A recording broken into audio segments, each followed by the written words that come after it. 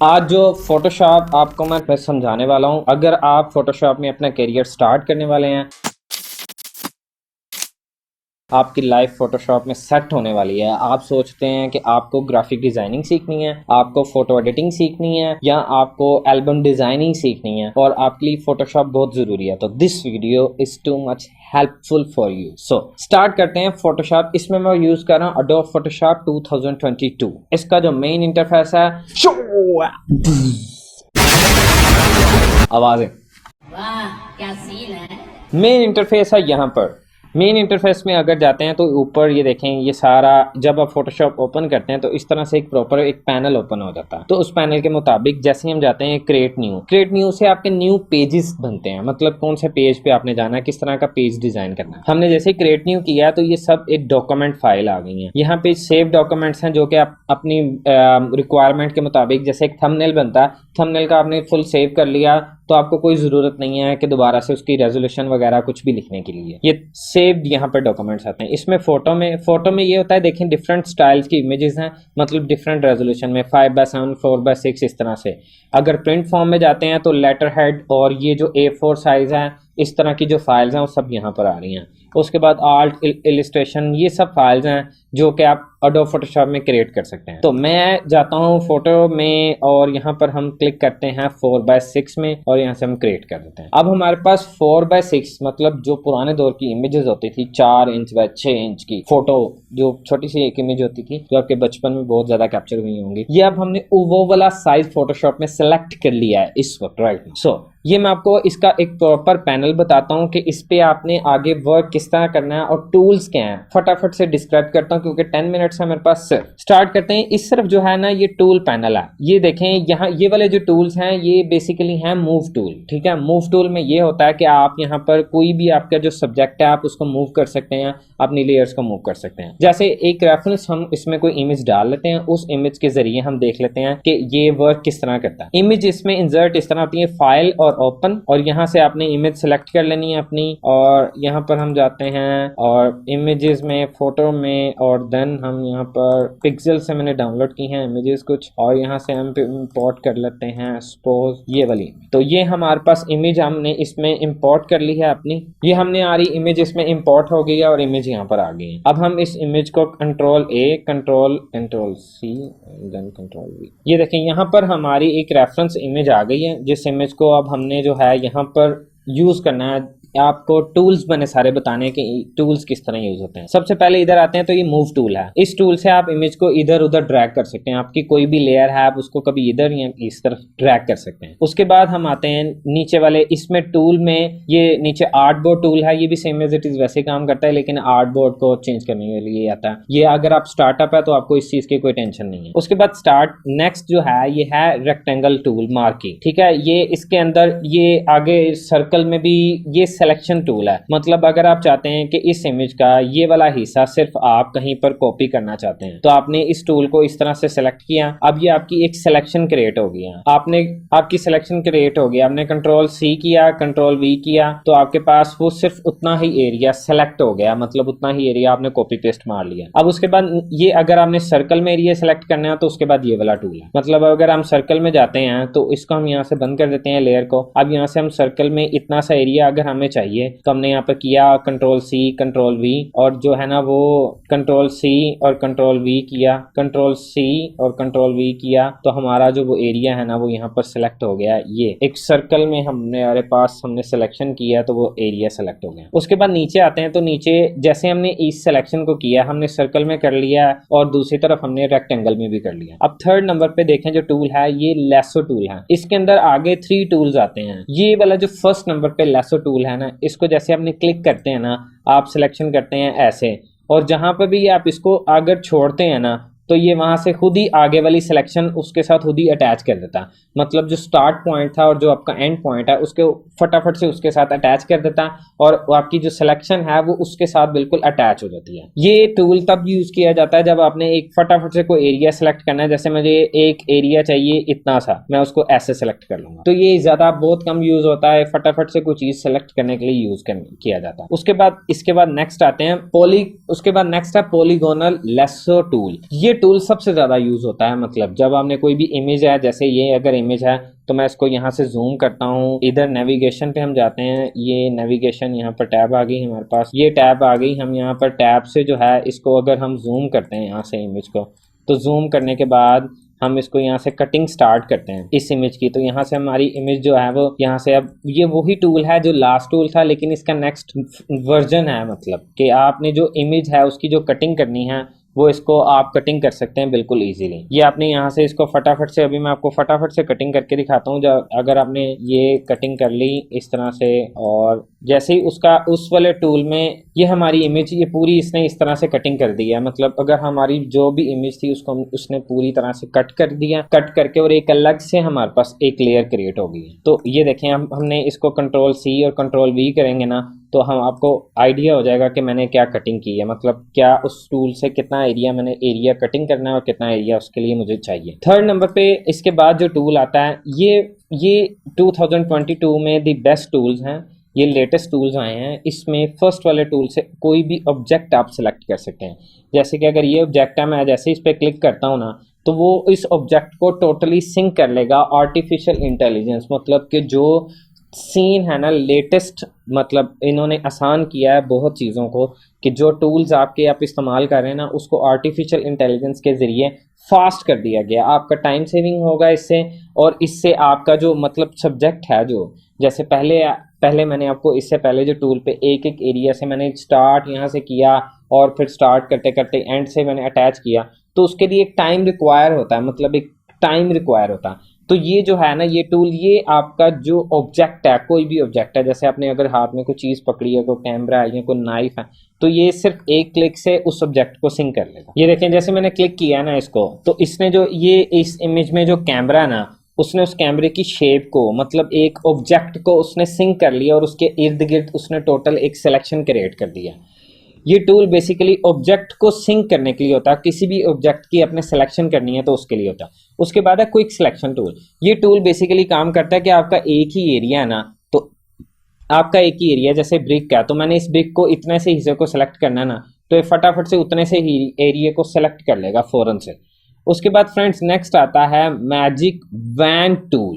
ठीक है, इस टूल से ये होता है कि जो एक ही कलर होता है ना, मतलब कुछ इमेज में, जैसे कि अगर मैं इसमें इमेज कोई और इंपोर्ट करता हूँ तो आपको उससे आइडिया होगा कि अगर कोई इमेज है, ये स्काई है एक इमेज में, तो मैं इसको इंपोर्ट करता हूँ, तो इसमें देखें मुझे सिर्फ जो स्काई वाला एरिया मुझे सिर्फ वो चाहिए ब्लू, तो मैं जैसे ही क्लिक करता हूँ ना तो वो ब्लू वाले एरिया को बिल्कुल सेलेक्ट कर लेगा, मतलब उसके इर्द गिर्द पूरी जो है ना सिलेक्शन क्रिएट कर देगा। मतलब ये देखें ब्लू वाला जो एरिया है ना इमेज में, इसने उसको सेलेक्ट कर लिया। मैं उस एरिया को उसकी ओपेसिटी कम कर सकता हूँ, उसको डार्क कर सकता हूँ, लाइट कर सकता हूँ, कुछ भी कर सकता हूँ। ये देखें, ये बहुत ही अच्छा टूल है। आपने क्विक सिलेक्शन करने के लिए क्विक सिलेक्शन करने के लिए टूल यूज होता है। उसके बाद फ्रेंड्स नेक्स्ट आता है क्रॉप। ये देखें, ये आपकी इमेज को क्रॉप करने के लिए यूज़ होता है। तो आपको अगर मोबाइल फ़ोन्स आप यूज़ करते हैं तो आपको इजीली इस चीज़ के बारे में पता चल गया होगा कि इमेज को कितने हिस्से तक क्रॉप करना है। तो देखें, आप उतने हिस्से तक इसको डबल क्लिक करके यहाँ से आप क्रॉप कर सकते हैं इमेज आपकी कितनी आपने क्रॉप करनी है। उसके बाद फ्रेंड्स इसमें क्रॉप में 2-3 और हैं। पर्सपेक्टिव क्रॉप, ये एक अलग पर्पस के लिए यूज़ होता है। वीडियो बहुत लंबी हो जाएगी, मैं आपको फटाफट से बताऊं। उसके बाद फ्रेंड्स ये है आई ड्रॉपर टूल। आपने कोई भी एरिया या किसी भी एरिया के दरमियान से कोई चीज़ सेलेक्ट करनी है ना, मतलब मुझे इस स्काई में से स्काई का कलर सिर्फ चाहिए, और ये देखें इधर इस वक्त ब्लैक कलर आ रहा है। मैं जैसे क्लिक करूंगा तो यहाँ पर मेरा कलर चेंज हो गया, ये स्काई कलर आ गया। तो स्काई कलर बेसिकली यूज़ किया जाता है इस पर्पस के लिए। कोई भी आपने कलर सेलेक्ट करना है तो आई ड्रॉपर टूल से आप उस कलर को सेलेक्ट कर सकते हैं। उसके बाद फ्रेंड्स ये टूल जो है ना सबसे ज़्यादा यूज़ होता है स्पॉट हीलिंग।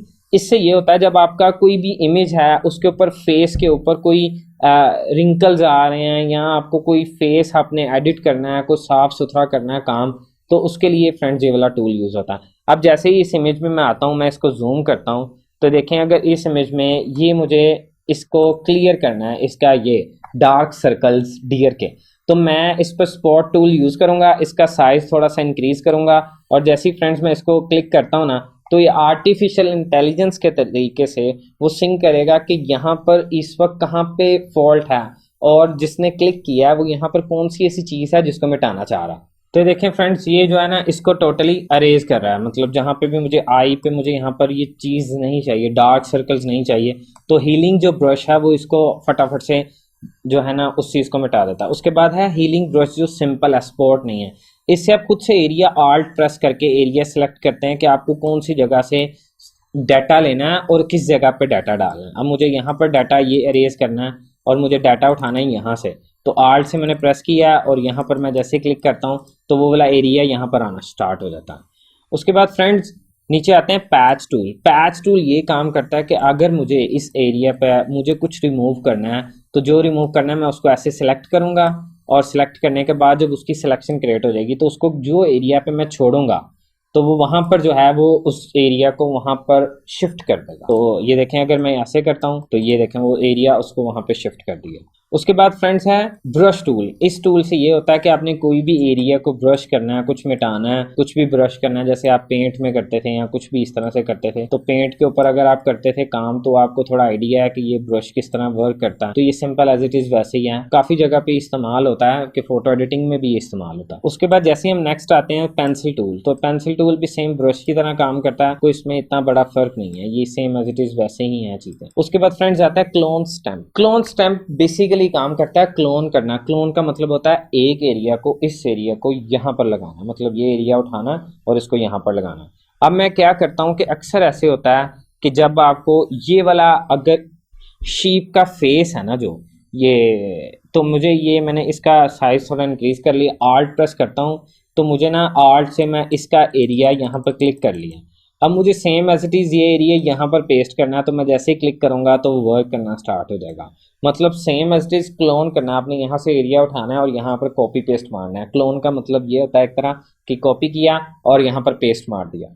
उसके बाद friends back history brush tool है। ये बेसिकली काम करता है जब आपने काफ़ी आगे काम कर लिया होता है तो आपको बैक ड्रॉप पे, मतलब अब जैसे ही हमने इस इमेज को इसके जो हमने डार्क सर्कल्स ख़त्म किए थे, डार्क सर्कल्स वापस लाने हैं, तो जैसे हम क्लिक करेंगे तो डार्क सर्कल वापस आ जाएंगे इस ब्रश हिस्ट्री टूल से। मतलब ये वाला टूल उसके बैक साइड मतलब हिस्ट्री में चला था, जब आपने इमेज उसके अंदर इंपोर्ट की है तो वहाँ से बिल्कुल बैक साइड पे चल जाता है। उसके बाद फ्रेंड्स है इरेजर टूल। ये वैसे ही है जैसे आपने कुछ भी इरेज करना है, अगर आपकी दो लेयर्स हैं, ऊपर वाला आपने हिस्सा इरेज करना है, और ये बैकग्राउंड इरेजर है, ये भी बड़ा अच्छा काम करता है। अगर आपने कोई बैकग्राउंड है किसी सब्जेक्ट की, जैसे कि अगर किसी की प्लेन बैकग्राउंड है, ये है जैसे बैकग्राउंड, आपने जैसे क्लिक करेंगे तो ये उसको ना सिंक कर लेगा और इसको मिटा देगा। ये बैकग्राउंड इरेजर टूल है, ये भी इस तरह काम करता है। उसके बाद फ्रेंड्स है ग्रेडियंट। ग्रेडियंट टूल बेसिकली होते हैं जब आपने किसी इमेज को, जैसे अगर ये इमेज है इसके अंदर मैंने ग्रेडियंट जो है ये ब्लू ग्रेडियंट, अगर मैंने ये बेसिक ग्रेडियंट्स में जाता हूँ तो नीचे से ब्लू और ये पर्पल में मैं चला गया हूँ, तो यहाँ पर ये देखें ये ग्रेडियंट है। अब मैंने इस इमेज को अगर ऐसा करना है कि मैंने ये ग्रेडियंट इसमें फेंका और ये इस तरह से आ गया, मुझे ऐसा करना चाहिए कि यहाँ पर न्यू लेयर बनाऊँ और इसको यहाँ पर ऐसे करूँ, और फिर यहाँ पर फ्रेंड्स इसकी जो ट्रांसफॉर्मेशन है ना वो थोड़ा सा ऐसे कर लें, मल्टीप्लाई। तो देखें इमेज थोड़ी सी ड्रामेटिक हो गई और ड्रामेटिक थोड़ा सा शशके वाला सीन हो गया, ड्रामेटिक थोड़ा सा नाइट लाइफ वाली इमेज हो गई। ग्रेडियंट्स बेसिकली ये हैं, एक दो कलर्स या तीन कलर्स को मिला के उसको बिल्कुल एक तरह से एक कलर स्टार्ट हो रहा है फिर दूसरा स्लोली फिर थर्ड स्टार्ट हो जाए। ग्रेडियंट में आप इस तरह के कलर्स डाल सकते हैं। इसके नीचे पेंट बकेट टूल है, वो बिल्कुल वैसे ही जैसे फोटोशॉप में कोई कलर फेंक देते थे या कुछ भी उस तरह से कर देते थे। उसके बाद फ्रेंड्स नेक्स्ट करते हैं, तो नेक्स्ट है ब्लर टूल।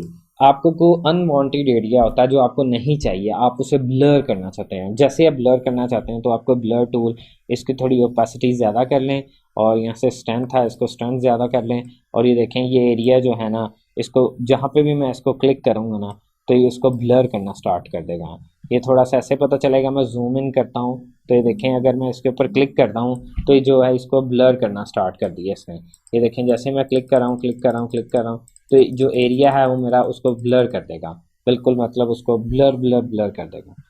ये ज़्यादातर बैकग्राउंड्स पे यूज़ होता है, जब आपने बैकग्राउंड को थोड़ा सा ब्लर करना होता है, कोई एक पार्ट रह गया आप उसे नहीं ब्लर कर पाए तब।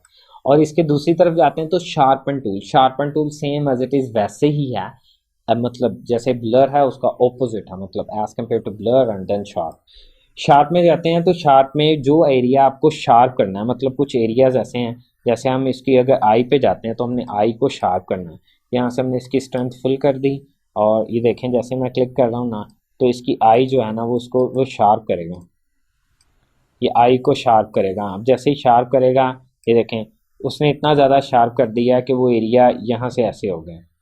तो अगर हम ब्लर पे क्लिक करते हैं तो ब्लर पे देखें बिल्कुल ऑपोजिट होगा उसके, बिल्कुल ये एरिया मैंने जिसको भी ब्लर करना है ना तो वो अगर मैं जूम इन करके दिखाऊं आपको तो ये देखें जूम इन में मैंने अगर ये एरिया इसको ब्लर करना है ना तो ये ऐसे मैं क्लिक कर रहा हूँ तो ब्लर होना स्टार्ट हो गया। तो ब्लर और शार्प ये दोनों एक ही टूल में आते हैं।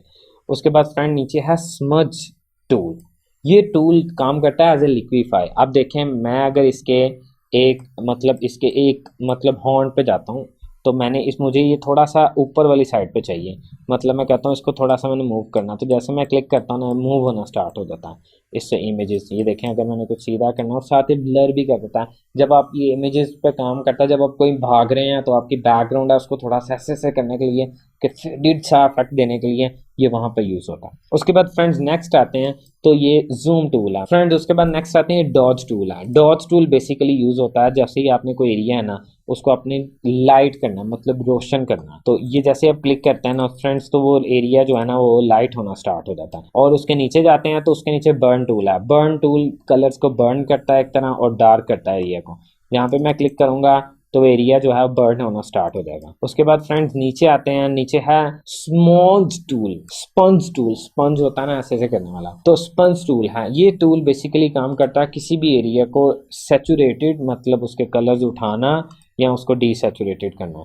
तो मैं इसको अगर यहाँ पर करता हूँ तो ये जो एरिया है ना इसको वो ब्लैक एंड वाइट करना स्टार्ट कर देगा, मतलब जैसे मैं क्लिक कर रहा हूँ ना तो उसके कलर्स बिल्कुल ख़त्म करना स्टार्ट कर देगा क्योंकि डीसैचुरेटेड है इस वक्त इसकी, मतलब ऊपर से मैंने किया। अब मैं सैचुरेटेड करूँगा तो देखें अगर ये ग्रीन वाला पार्ट है तो इसको मैं सैचुरेटेड कर रहा हूँ ना तो ये देखें ये उसके कलर्स इन्हेंस करना स्टार्ट कर दिए हैं, बाहर आने शुरू हो गए हैं कलर्स। उसके बाद फ्रेंड्स नेक्स्ट आते हैं, ये पेन टूल है। ये इमेजेस की जो कटिंग है, मतलब आपने कोई इमेज एरिया से सिलेक्ट करना है, बहुत ही हाई फाई कटिंग करनी है। जितने भी हाई फाई फोटोग्राफर्स जो बैकग्राउंड रिमूव करते हैं वो पेन टूल को यूज़ करते हैं। इसके ऊपर एक डिटेल वीडियो मैं लाजमी बनाऊंगा, आपको पेन टूल का यूज़ करना बताऊंगा। उसके बाद फ्रेंड्स नेक्स्ट है टेक्स्ट। ये टूल बेसिकली काम करता है जब आपने कोई भी एरिया के ऊपर टेक्स्ट लिखना है ना तो टेक्स्ट के लिए यूज़ होता है। जैसे मैंने यहाँ पर कुछ लिखना है तो ये एरिया बेसिकली इस काम के लिए डिज़ाइन होता है ये टूल कि आपने कुछ भी लिखना है ना कहीं पर भी इमेज के ऊपर तो आप यहाँ पर इससे टाइप कर सकते हैं और वहाँ पर टेक्स्ट आ जाएगा आपका। और फ्रेंड्स आपको मैं पैनल्स बताता हूँ फटाफट से, पैनल्स कौन से हैं। वीडियो थोड़ी लंबी हो गई है लेकिन आपको पैनल्स बताना बहुत ज़रूरी है। ये विंडो पे हम जाते हैं तो इस तरफ ये सारे पैनल्स आ रहे हैं हमारे। अगर आपको कोई पैनल नज़र नहीं आ रहा तो मैं आपको रिकमेंड करूँगा कि आप, अगर आपको कोई पैनल नज़र नहीं आ रहा तो वायर पेस आप यहाँ पर अपनी फोटोग्राफी और ये सब में से कोई भी यहाँ रीसेट कर दें। रीसेट से ये होगा कि आपकी जो वर्क स्पेस है वो सारी रीसेट हो जाएगी, सारे पैनल्स आ जाएंगे। ये पैनल्स मैं आपको बताऊं, ये नेविगेटर है जहां से आप इमेज को जूम कर सकते हैं और ये वाला एरिया इधर करना है या इधर करना है आप ऊपर नीचे कर सकते हैं। उसके बाद फ्रेंड्स नीचे आते हैं तो नीचे कलर्स हैं, आप यहाँ से कलर सेलेक्ट कर सकते हैं आपको कौन सा कलर चाहिए, टेक्स्ट टाइप करने के लिए, ग्रेडियंट्स के लिए, कुछ भी करने के लिए। उसके बाद फ्रेंड नेक्स्ट करते हैं तो ये एक पैनल है जिसमें कलर्स आपको ना मतलब काफी तरह के कलर्स आपको बता देगा। अगर आप प्योर कलर में जाना चाहते हैं तो इसमें मतलब कलर सेलेक्टेड हैं, आप इसमें से चूज भी कर सकते हैं फटाफट से। इसके बाद फ्रेंड्स है ग्रेडियंट। ये ग्रेडियंट आपको मैंने अभी बताया, जैसे आपने कोई कलर चूज करना है तो ग्रेडियंट किस तरह से, ये ग्रेडियंट यहाँ पर आ जाएगा ग्रेडियंट टूल में और आपको उसको वहाँ पे यूज कर सकते हैं। इसके बाद फ्रेंड है पैटर्न्स। ये ग्रास पैटर्न है, मतलब अपने पैटर्न्स अगर कहीं लगाने हैं तो यहाँ से आप ये टूल सेलेक्ट करें, स्टेम टूल और ये पैटर्न, और यहाँ पर आप फ्रेंड्स इसके सेलेक्ट करके आप यहाँ पर इसको पैटर्न को है ना वो पेस्ट कर सकते हैं। यहाँ पर इस तरह से पैटर्न आप क्रिएट भी कर सकते हैं, डाउनलोड भी कर सकते हैं। इसमें काफ़ी तरह के पैटर्न हैं, देखें ट्रीज़ अगर हमने कहीं लगाने हैं तो ट्रीज़ का पैटर्न आ गया, ये ट्रीज़ का पैटर्न आ गया। आपको बने बनाए पैटर्न, मतलब बने बनाए पेस्ट पेक वीडियोस के मुताबिक और आपकी पिक्चर्स के मुताबिक आपको पैटर्न मिल जाते हैं। उसके बाद फ्रेंड नेक्स्ट करते हैं ये एडजस्टमेंट लेयर्स। ये बहुत ही ज़्यादा इम्पोर्टेंट है, बहुत ही ज़्यादा इम्पोर्टेंट है।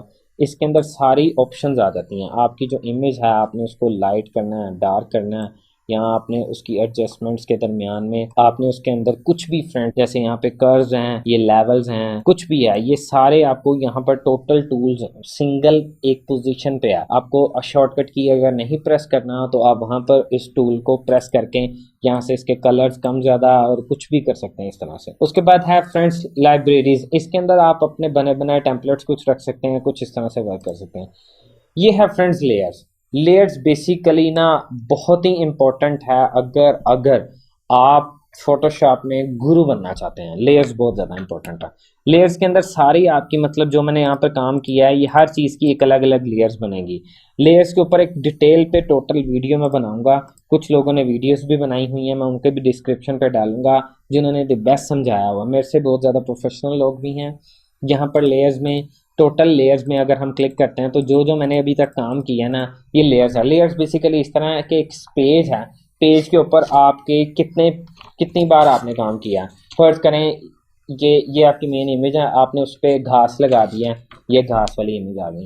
आपने उसके ऊपर टेक्स्ट लिख दिया, ये टेक्स्ट वाली लेयर आ गई। लेयर्स बेसिकली इस तरह काम करती हैं, ऊपर ऊपर ऊपर ऊपर ऊपर। जो प्रोफेशनल वर्क करते हैं उनकी लेयर्स बहुत ज़्यादा होती हैं, तो उनको समझना इन डिटेल के वो किस तरह वर्क कर रहे हैं, क्या क्या कुछ है उसमें, तो उसको बड़ा इंपॉर्टेंट है समझना अगर आप में प्रोफेशनली जाते हैं। ये फ्रेंड्स लेयर वाला पैनल आ गया। और इसके बाद है चैनल। इसमें ये होता है कि आरजीबी, इस वक्त मैं आरजीबी चैनल पे, मतलब रेड ग्रीन और ब्लू पे, और दूसरी तरफ है रेड, मतलब इसमें ये होगा जो रेड कलर है वो प्रोमिनेंट नहीं होगा, ठीक है। ग्रीन कलर है, ग्रीन कलर प्रोमिनेंट नहीं होगा। ब्लू कलर है, ब्लू कलर प्रोमिनेंट नहीं होगा। उसके अलावा बाकी कलर्स मतलब आ जाएंगे।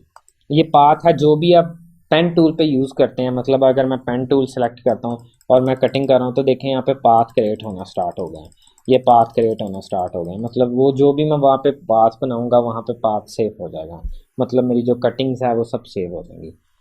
आई होप आपको सारे पैनल्स की और टोटल A to Z समझ आ गई होगी फोटोशॉप की। अगर आपको कोई क्वेश्चन पूछना है फोटोग्राफी या फोटोशॉप से रिलेटेड तो आप कमेंट कर सकते हैं, आप मेरे इंस्टाग्राम पे पूछ सकते हैं। See in the next video, bye bye.